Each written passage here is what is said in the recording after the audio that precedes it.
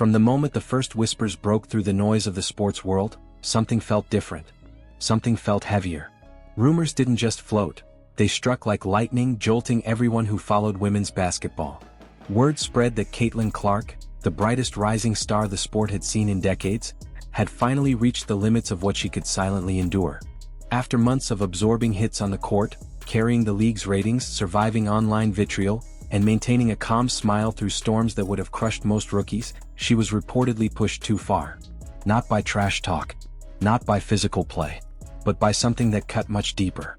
During a closed Team USA practice, Clark wasn't simply rotated out or given light reps. According to insiders, she was benched in a way that felt deliberate, a message rather than a coaching decision.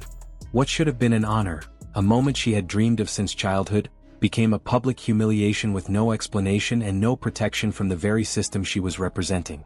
And when she walked out, furious and drained, sources say she made a decision that instantly sent Team USA and the WNBA into panic. She was done staying silent, and she was done with Team USA. The shock that followed wasn't confined to the court.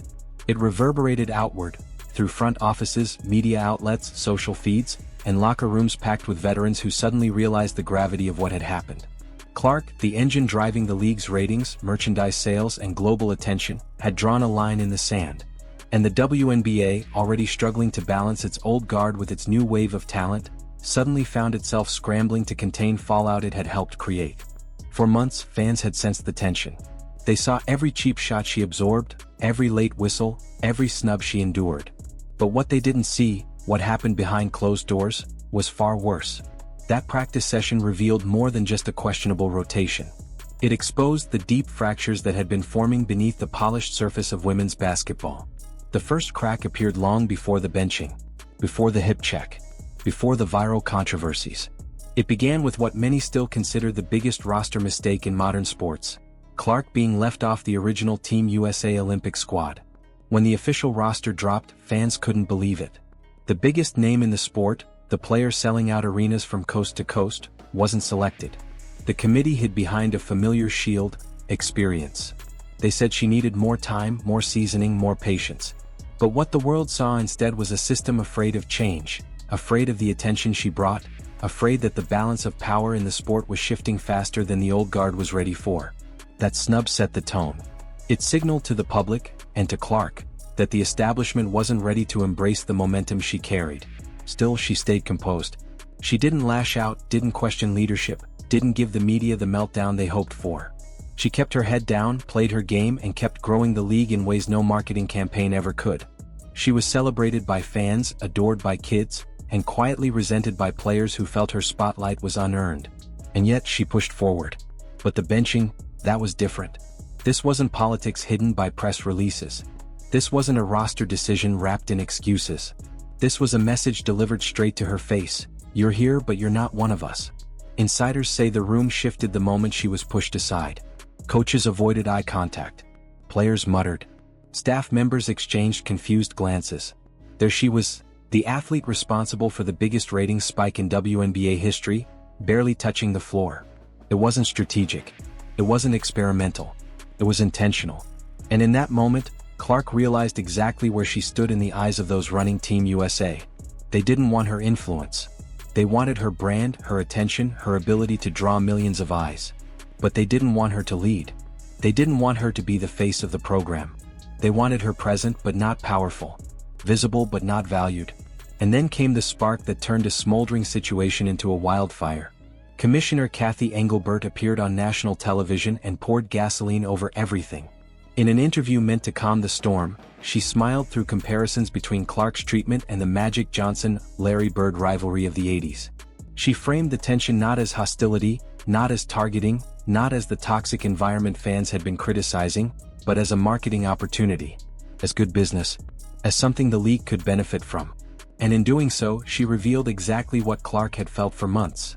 The leadership didn't see her struggles as a problem. They saw them as content. The backlash was immediate. Fans erupted online.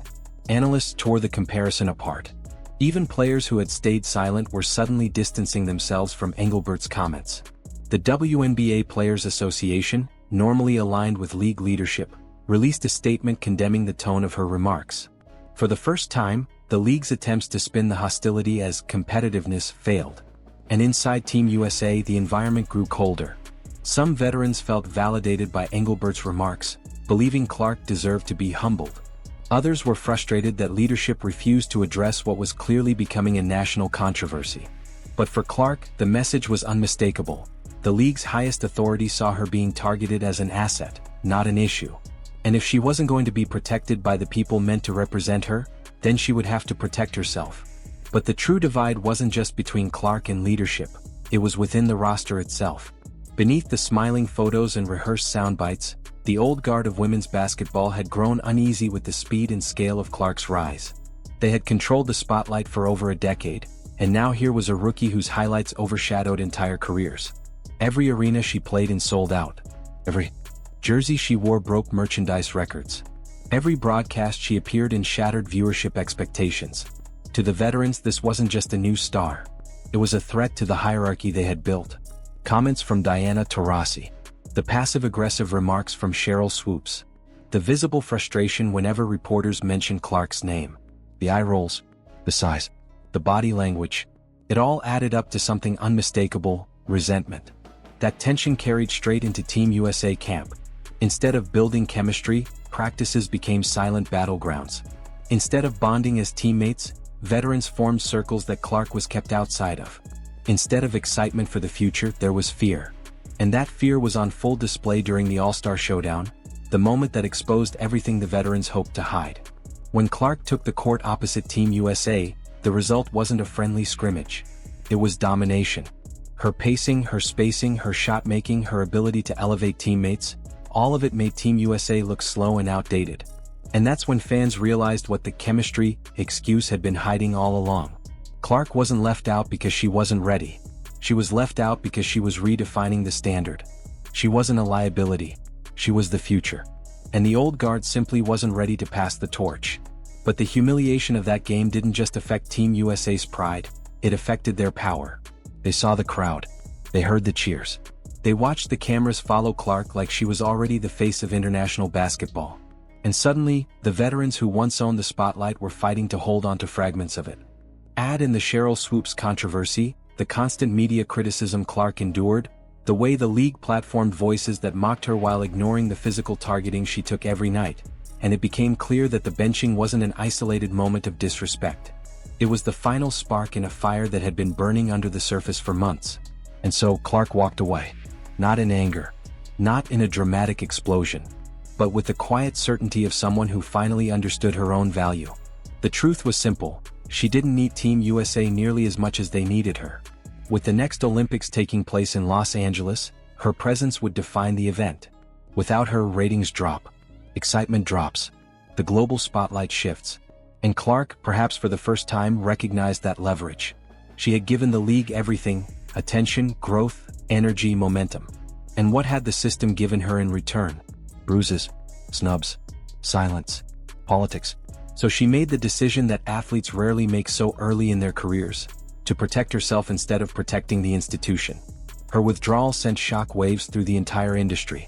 Not because she abandoned Team USA, but because she exposed something everyone had quietly suspected. The league's momentum wasn't organic. It was the Caitlin Clark effect. The numbers didn't lie. Attendance surged the day she joined the league. Television ratings tripled. Games she didn't play and struggled to find viewers. Merchandise with her name sold out within hours, while veteran jerseys collected dust. Corporate partners clamored to attach themselves to her image. International audiences tuned in out of curiosity, only to become invested. And yet, despite all she brought to the sport, the same people benefiting from her rise treated her like a rookie who needed to wait her turn. The league had depended on Clark, but failed to defend her. Team USA had relied on her growing global influence, but refused to respect her. And the veterans had enjoyed the upgraded travel, the sponsorship money, the attention her presence generated, while quietly resenting every headline that didn't feature them. Her departure didn't expose a crack in the system. It exposed a collapse years in the making. A divide between eras that was no longer ignorable. A future that refused to bow to the past. And now, as the dust settles and the world watches what happens next, one truth stands unshakable. Caitlin Clark walked away because she finally understood her worth. She chose her peace, her dignity, and her future over a system that consistently failed to value her. She didn't quit out of weakness. She stepped away out of strength. And in doing so, she forced the entire basketball world, from executives to veterans to fans, to confront a reality none of them were ready for. The future of women's basketball has arrived. And this time, it refuses to be benched.